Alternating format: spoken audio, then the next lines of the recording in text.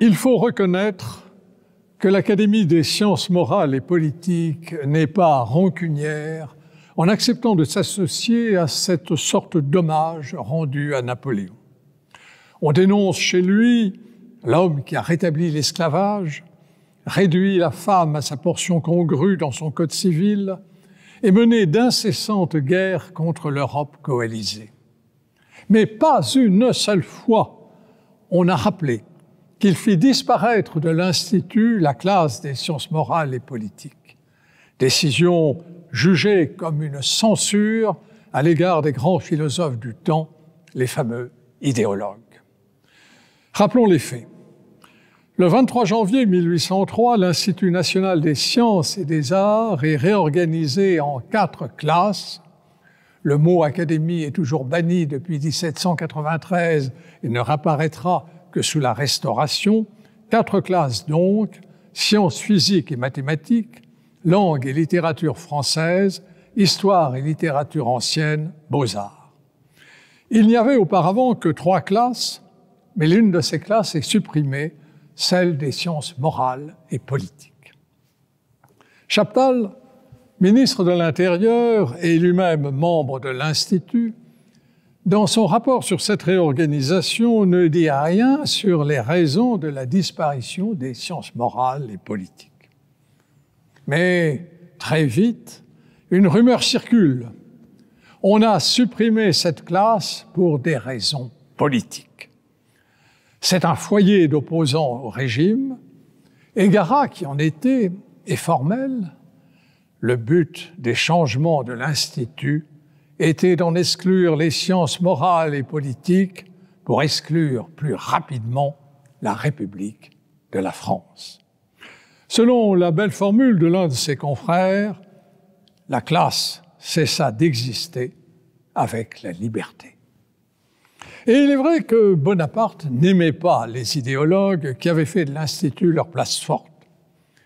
Il les a d'abord ménagés, mesurant leur puissance politique et impressionné par leur prestige scientifique.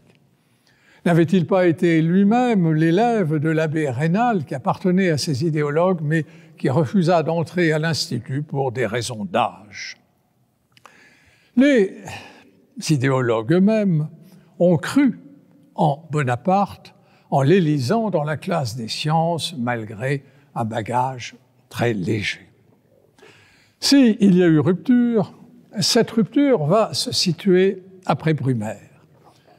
Le Sénat et les autres assemblées ont accueilli plusieurs membres de l'Institut que le régime voulait honorer, mais beaucoup de ces membres de l'Institut parlent trop, souhaitent être associés au pouvoir ou s'inquiètent des dérives de ce régime vers une dictature. Une dictature, le mot est prononcé. Grégoire fait grise mine devant le rétablissement de l'esclavage et Volney et Cabanis désapprouvent le concordat. Ce sont les derniers philosophes athées qui ont toujours en tête le mot de Voltaire, être lymphe. L'un d'eux, Dupuy, va même s'exclamer « Je jure que Dieu n'existe pas ». C'en est trop. Bonaparte se serait emporté. Ils sont 12 ou 15 et se croient un parti. Déraisonnables, inclassables, ils se disent orateurs. Méprisables métaphysiciens, esprits faux et vagues, avec leurs théories abstraites, ils ont fait plus de mal à la France que les plus dangereux révolutionnaires. La classe des sciences morales et politiques est liée à l'idéologie, ennemie désormais du consulat. Elle doit disparaître, elle disparaît. Pourtant, certains historiens, comme notre ancien confrère Marcel Dunant, qui fut mon maître, ne sont pas d'accord avec cette explication. Ils font remarquer qu'il aurait été plus simple d'exclure les séditieux, comme l'avait fait le Directoire après le coup d'État de Fructidor. Ce fut alors le cas de Carnot, remplacé précisément par Bonaparte. Or, il n'en a rien été. Tous les membres de la classe des sciences morales et politiques ont été conservés, mais répartis entre les 4 classes qui étaient créées. Pour mieux étouffer leur voix, la censure s'en chargera. Représentaient-ils, ces idéologues, un si redoutable danger? Tocqueville, qui fut pourtant par la suite membre de l'Académie des sciences morales et politiques, est particulièrement sévère, puis ironique sur leur opposition. Citons-le. Quoique composée de personnages fameux, cette classe ne songeait qu'à se faire oublier. En histoire, elle ne s'occupait du gouvernement de la France que sous les 2 premières dynasties.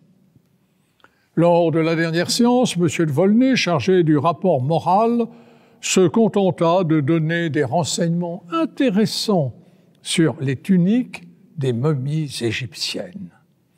En morale, M. Dupont de Nemours lisait un mémoire sur l'instinct, lequel était selon lui commun aux hommes et aux bêtes, pas vraiment de quoi inquiéter le gouvernement. En économie politique, on s'occupait de la crue ou de la diminution journalière de la scène, et en politique, on ne s'occupait de rien. Tocqueville, force le trait, lui non plus, n'aimait pas les idéologues.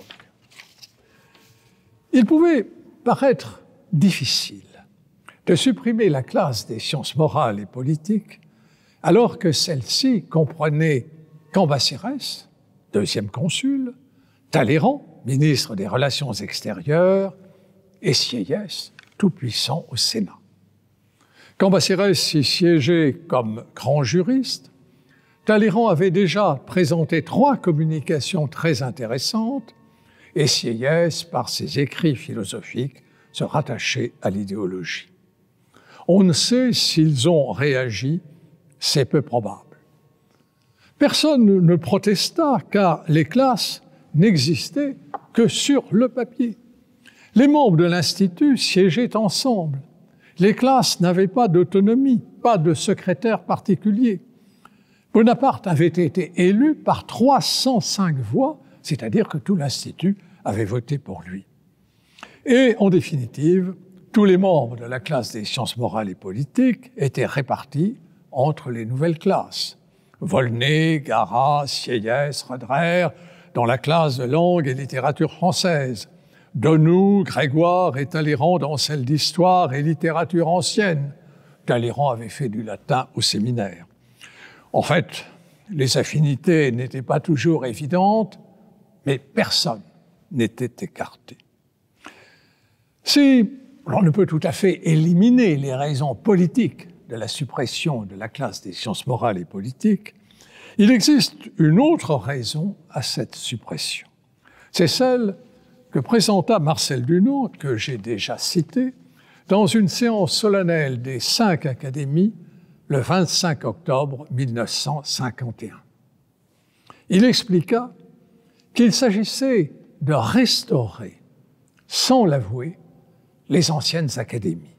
Académie française, Académie des inscriptions et belles-lettres, Académie des sciences et Académie de peinture, qui correspondaient aux 4 classes créées. Elles avaient désormais un secrétaire particulier, elles étaient indépendantes et autonomes, mais à l'inverse du passé, les 4 classes appartenaient à un même corps, l'Institut impérial des sciences et lettres. Preuve de cette volonté d'un retour au passé étaient rappelés dans la 2e classe les survivants de l'ancienne Académie française, La Harpe, Delille, Morlaix, Suard, qui se retrouvaient siégeant avec d'anciens membres des assemblées révolutionnaires. Ainsi, la réforme de 1803 prend-elle tout son sens? Il s'agit de réconcilier et non d'exclure, de pacifier et non plus de combattre. Cette réforme rejoint la pacification menée sous le consulat dans le domaine politique ou religieux. Cette fois, elle touche au culturel. Reste pourtant une lacune. Il n'y avait pas eu d'Académie des sciences morales et politiques sous l'Ancien Régime. Il n'y en avait plus en 1803. C'est Guizot qui comblera cette lacune en 1832.